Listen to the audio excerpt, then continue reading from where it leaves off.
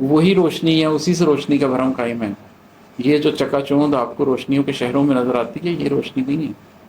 اپنے قلب کے اس جگنو پہ، اپنے قلب کے اس چھوٹے سے روشنی کے جزیرے پر، اپنے قلب کے اندر موجود اس چھوٹے سے دیے کے اوپر غور کریں۔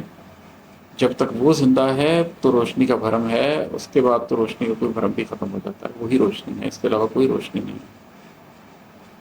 اور ہے آخر میں مقطع کہ تیرے ماضی کے سبھی دردماد،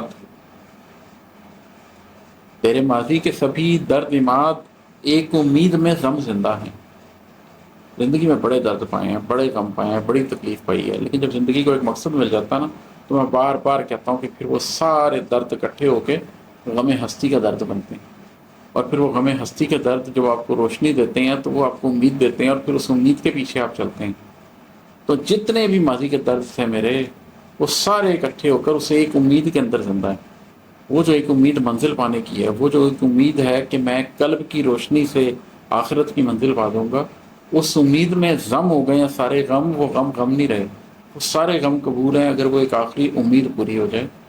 آپ لوگوں کو بھی میں یہی دعوت دیتا ہوں کہ اپنے غم سے وہ تحریک پائیں اور اپنے قلب کو روشنی دیں، جس سے آپ بہت دور تک جا سکیں۔